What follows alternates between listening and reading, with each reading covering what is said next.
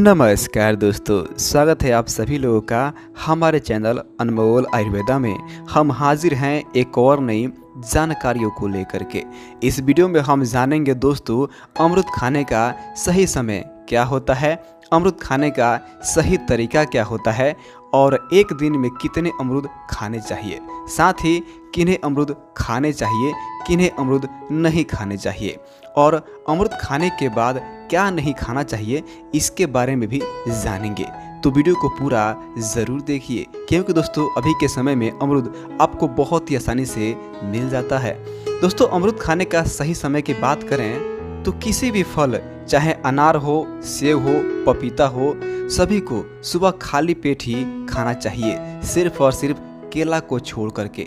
तो ठीक ऐसे ही अमरूद का भी प्रयोग सुबह के समय 1 से 2 अमरूद खा लेनी चाहिए खाली पेट। नहीं तो आप अमरूद को दोपहर में खाना खाने के बाद 1 से 1.5 घंटे के बाद अमरूद का सेवन कर सकते हैं। तो आप जिस समय चाहें अमरूद का सेवन कर सकते हैं, सुबह में खाली पेट या फिर दोपहर में भोजन करने के बाद। रात्रि में कभी भी अमरूद का सेवन नहीं करना चाहिए, नहीं तो आपको सर्दी, जुखाम व खांसी हो सकता है।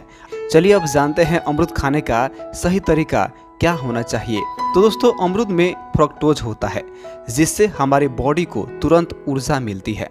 तो वर्कआउट के पहले खाना चाहिए या वर्कआउट के बाद भी आप अमरूद का सेवन कर सकते हैं। आप अमरूद का जूस बना करके भी पी सकते हैं या सीधा खड़ा अमरूद भी खा सकते हैं, लेकिन ध्यान रहे अमरूद सड़ा हुआ नहीं होना चाहिए, अमरूद ताज़ा और नरम होना चाहिए। अब जानते हैं एक दिन में कितने अमरूद आप खा सकते हैं। तो दोस्तों एक दिन में 2 से 3 अमरूद खाना पर्याप्त होता है। फिर भी अगर आपका पाचन सही है तो आप अमरूद इससे भी ज़्यादा खा सकते हैं।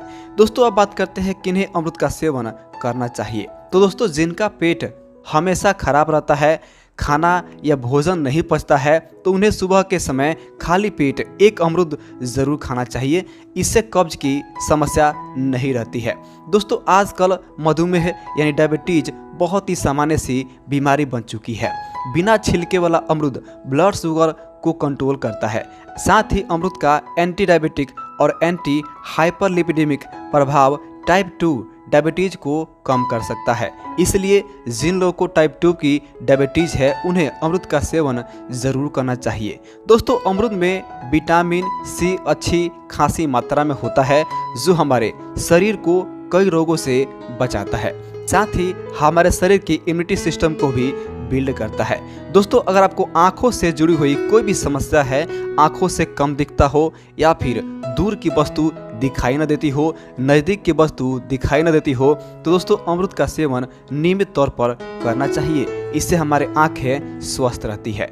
दोस्तों आजकल के समय में धूल, मिट्टी, प्रदूषण, धूप, तनाव और कई अन्य चीज़ें त्वचा की प्राकृतिक चमक को छीन लेती है। इसका नतीजा होता है रूखी व बेजान त्वचा।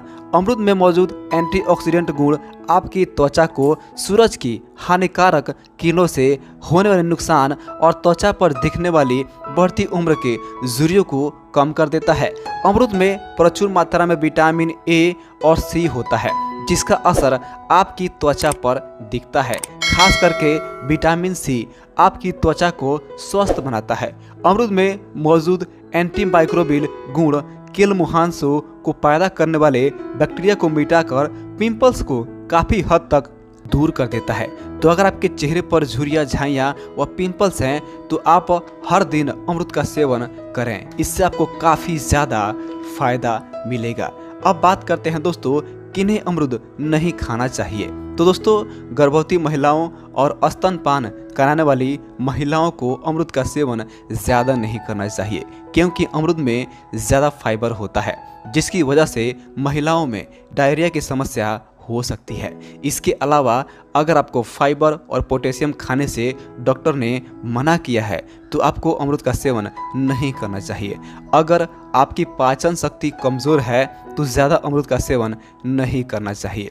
अब बात करते हैं अमरूद खाने के बाद क्या चीज़ नहीं खाना चाहिए। तो दोस्तों पहली चीज़ है दूध। कभी भी आपको अमरूद खाने के बाद दूध नहीं पीना चाहिए, क्योंकि आपके डाइजेशन सिस्टम को बिगाड़ सकता है। इसके बाद दोस्तों दूसरा चीज़ है पानी। कभी भी अमरूद खाने के बाद पानी नहीं पीना चाहिए। पानी पीने से आपका गला बैठ सकता है या सर्दी जुकाम की समस्या हो सकती है। तो वीडियो पसंद आया हो तो वीडियो को लाइक करें। इस तरह की और वीडियो देखने के लिए हमारे चैनल को ज़रूर सब्सक्राइब करें। आप सभी का बहुत बहुत धन्यवाद।